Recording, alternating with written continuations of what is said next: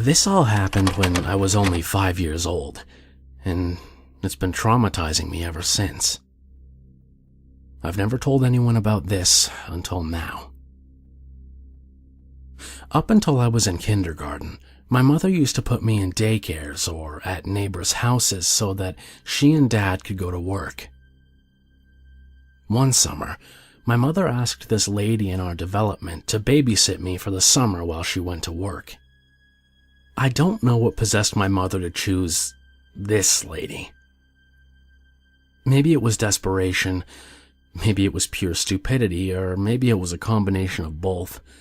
But either way, my mother entrusted this lady with me for most of the day.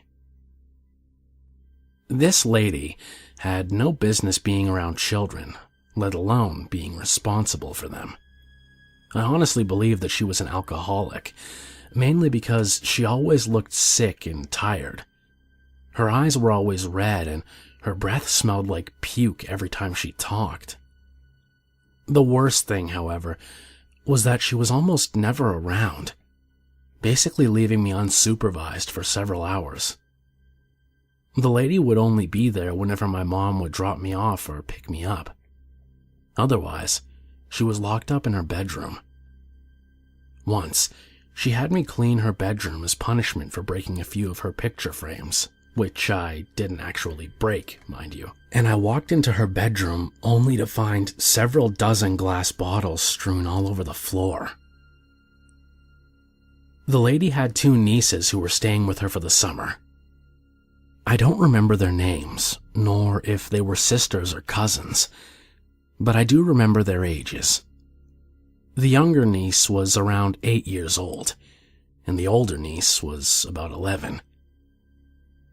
These nieces were the most horrible children that I've ever had the misfortune of meeting. The younger niece was a disgusting and rude brat, and the older one was a manipulative liar and, to be honest, a complete sadist. When I first met them, I was friendly with them, and at first they were friendly back, but things soon began to change. The older niece began bullying me first, and the younger one soon joined in. First it was name-calling, and then it was teasing, then stealing, and then blaming things on me. In just a week, things had escalated to the point where both nieces began to physically abuse me. The younger niece liked to dump dirt and food on my head and pull on my hair. She, along with the older niece, once set my hair on fire. She also liked to steal my lunches, spit on my food, pee on the floors, break stuff, and, the best part, blame it all on me. The older niece liked to throw glass bottles at me, and she once put broken glass in my cereal and nearly tricked me into eating it. When I asked her why she did that, she said that she wanted to see what would happen if I ate it. The older niece also liked to push me into walls and furniture and drag me by my hair, just for the sake of beating me up. I couldn't fight her off because she was much bigger than me, and plus, the younger niece would join in and beat me up as well.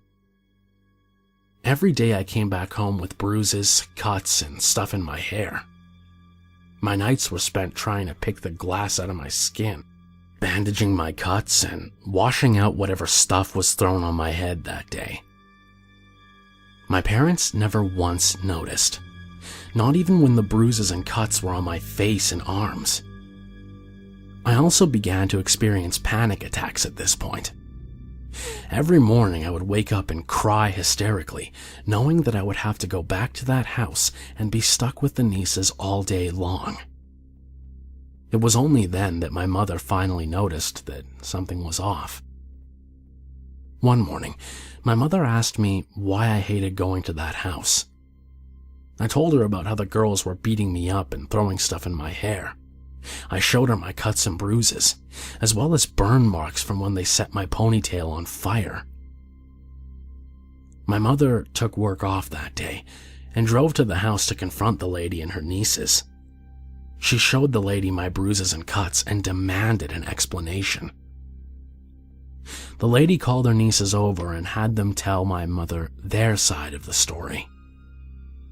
The nieces claimed that I was hurting myself and breaking things to get them in trouble, that they didn't know why I hated them so much, and that they still wanted to be my friends. Believe it or not, my mother believed them and got angry at me for lying, so she made me apologize to the nieces and the lady for my behavior. She then took me home and spanked me. From that day forward, my mother ignored whatever state I was in whenever she picked me up, no matter how bruised or cut up I was, all because she assumed that I was doing it for attention. So, I continued to endure the endless abuse, and the nieces continued to get away with all of it. I wanted to get away. I wanted to leave in any way that I could, and I wanted my mother to believe me. But I knew I couldn't make her. The only thing that I could do was nothing. So I began to zone out and basically became numb. Eventually, I got so numb that I practically felt nothing. By late summer, I had been subjected to 3 months of this. This was also around the time when the lady set up a swimming pool. One day, the lady decided to allow all 3 of us to use her swimming pool, probably so that we wouldn't bother her anymore. She asked my mother one morning if I would like to bring a bathing suit so that I could swim in the pool. My mother told the lady that I didn't know how to swim yet, so she wasn't sure if I should go. The lady assured my mother that she would supervise me and make sure that I stayed in the shallow end. So the next day, Mom and me packed my bathing suit and my mom brought me to the house. For the first time in a long time, I felt optimistic and happy. The thought of swimming in a pool excited me quite a bit, so I looked forward to it, even with the nieces involved. When I got there, the lady told me to change into my bathing suit and meet her and her nieces by the pool. When I got there, the lady said I had to listen to some rules before I went in. She told me to stay at the shallow end of the pool. She also told the girls that because I didn't know how to swim, I wasn't allowed near the deep end. She then went into the house to make a phone call and left, thus leaving me and the girls unattended. Once she was gone, the nieces walked to the deep end of the pool, but strangely didn't jump in. Instead, they sat on the edge of the pool. I went into the shallow end of the pool and played by myself.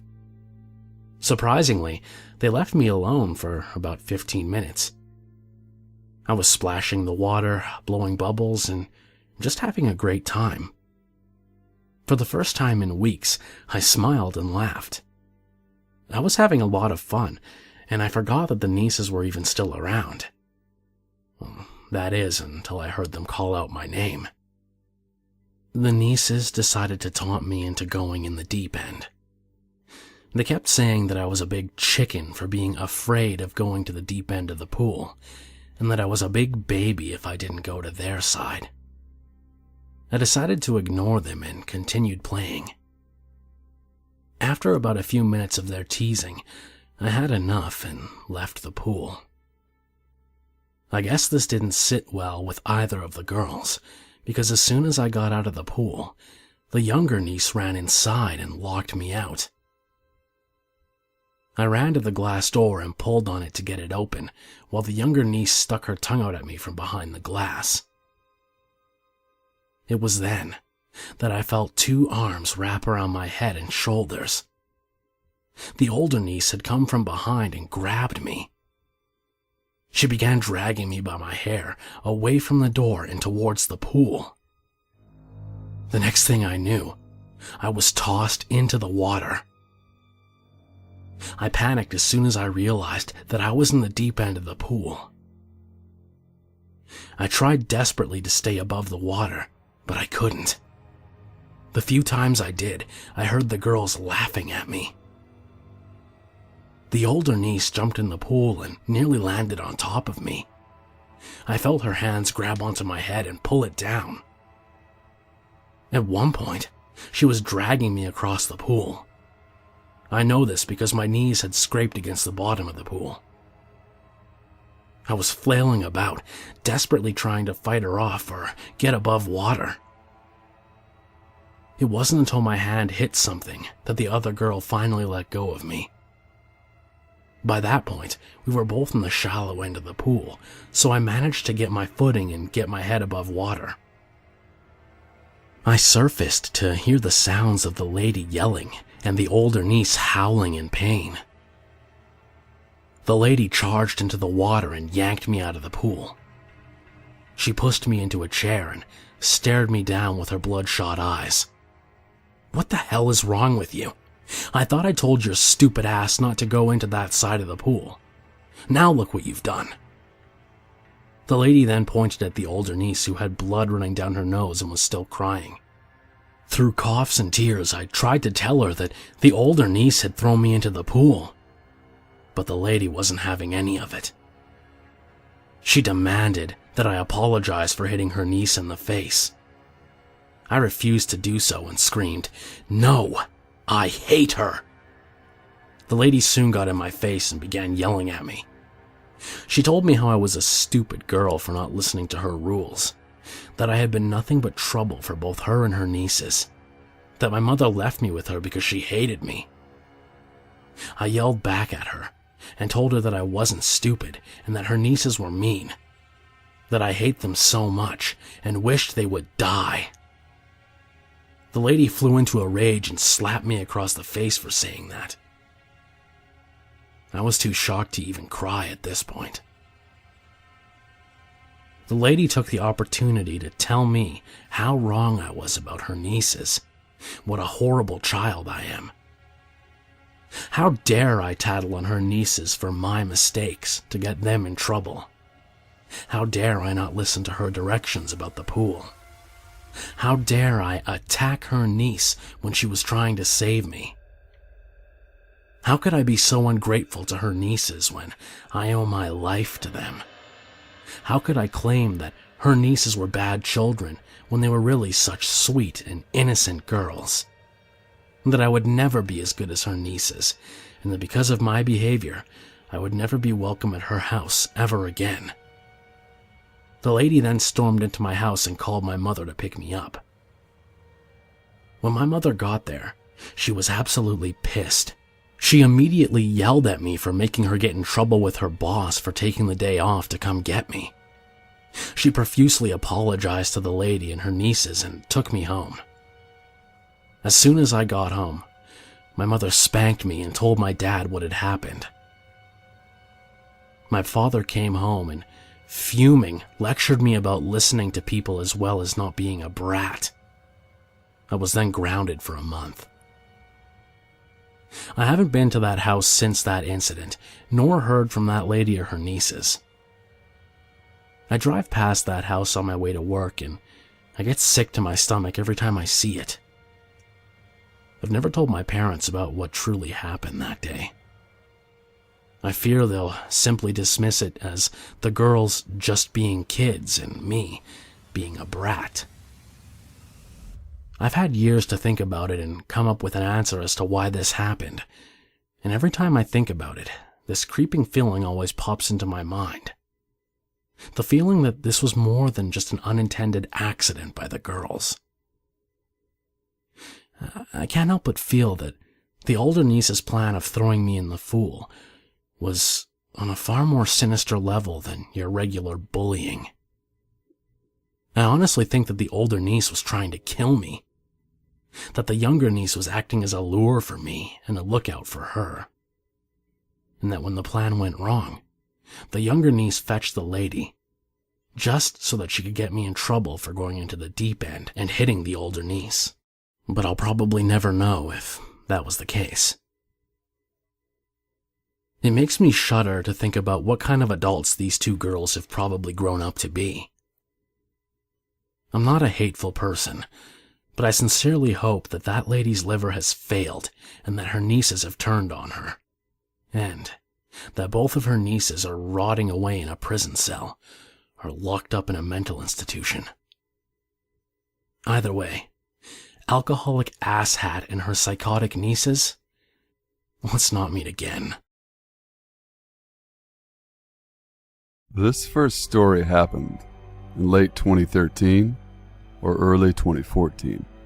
I can't really remember which. I was living with 2 roommates in my first apartment, and one of my roommates was also a coworker of mine. I work in a retail store in a not very busy mall, and the store where I work is rarely any busier. It's not uncommon to only have one person in the store at a time, unless there's a holiday coming up. Now, I'm not too much to look at. I'm heavy and on the short side of 5'3", but I have really bright red hair that I get a lot of compliments on. It was one of the slow days where I was still all alone in my store and had no customers that day. So I was dusting display shelves when someone came into the store. Ding dong goes the door buzzer, and I automatically look up and say hello. The man is white, of average height, with light hair and tattoos all over his arms, and a 2 big black shirt and sagging jeans. I put down my dust rag and answer some general questions about products and prices. I distinctly remember him mentioning that he doesn't have a lot of money at the moment. Before he goes looking around the store, I go back to dusting. He makes some remarks about our products and asks how I like working there. I answer that I'd been at this job for X amount of years, and he says he wouldn't mind working with me. That makes me a little nervous, but I try to brush it off as being paranoid. Before long, his cell rings, and he answers it. I go back to my cash wrap to put away my desk cloth and fiddle with things there. I notice at that time that the man has put quite a few things on the counter, and I don't need to know the prices to see that this would be a sizable sale. Something like that I would usually perk me up on a slow day, but instead, my hackles start to go up, because I remembered he had mentioned he didn't have much money. That's when I start listening to the conversation he's having on the phone, and my blood goes cold. The one side, I can hear sounds like he's bargaining for the return of a stolen cell phone. I look at the stuff he put on the counter. My immediate thought is, I'm going to have a theft on my hands here. I pick up the store phone, step into the bathroom to call security. As I'm asking for an officer to come to my store, which usually has the effect of scaring off would-be shoplifters, my back room door starts to swing open, and I see the man starting to come in. I push the door closed on him, bolt into the bathroom, and lock myself in. I tell the dispatcher that someone tried to follow me into the bathroom. She immediately sends out an officer. When I come out of the back room, the man is desperately trying to backpedal and ask if he made me uncomfortable or anything, and that if I wanted him to leave, he would. I don't even get a word out before he's taking off out the door, just as security is arriving. I give the officer a rundown of the encounter, and as much of a description of the man as I can. He radios the information to dispatch before leaving to see if he can find my would-be attacker.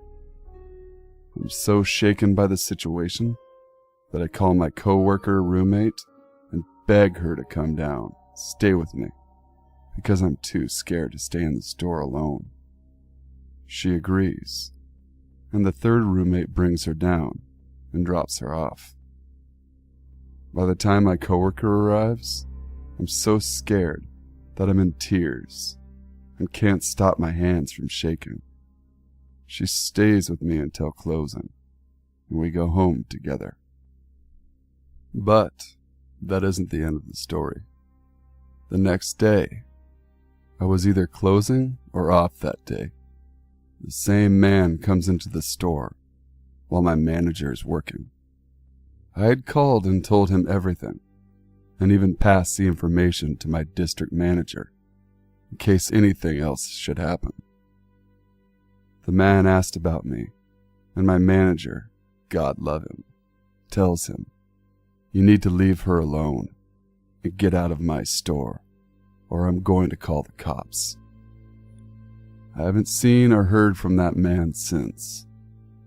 The second story isn't as scary, but in its way, it shook me up even more. It happened a month or two after the encounter with the tattooed man.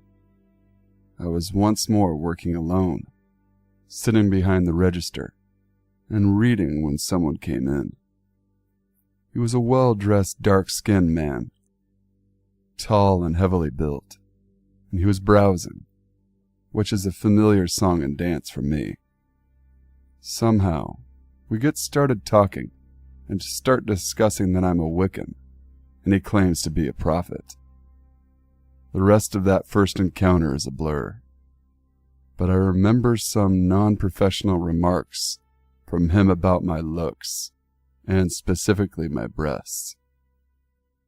A few days later he comes in again, and again I'm sitting and reading. This time hunched over a little because I'm sitting on a stepladder. "That's bad for your posture," he tells me. Tells me to sit up straight. I do, which at the time hurt my back. I mention that it hurts because of a wrench I put in it, and he replies with, "But look how good it makes your breasts look." Then he asks for a hug, which I reluctantly give him because I have trouble saying no. His hands linger on my waist, and he looks at me like he wants to screw me or eat me. This effectively creeps me out, and I start trying to avoid him. For the next week or two, I have my coworker deal with him when I see him coming, but I can't hide forever. Finally, I've had enough and I tell my manager. He tells me to just ask him to leave next time I see him. Sure enough, next time the man comes in, I tell him, "You make me uncomfortable and you have to leave." I repeated this 3 or 4 times before he actually does. But to this day, I cringe and get nervous if I glimpse him in the mall hallways. So to the tattooed man and Mr. Prophet, let's never meet again.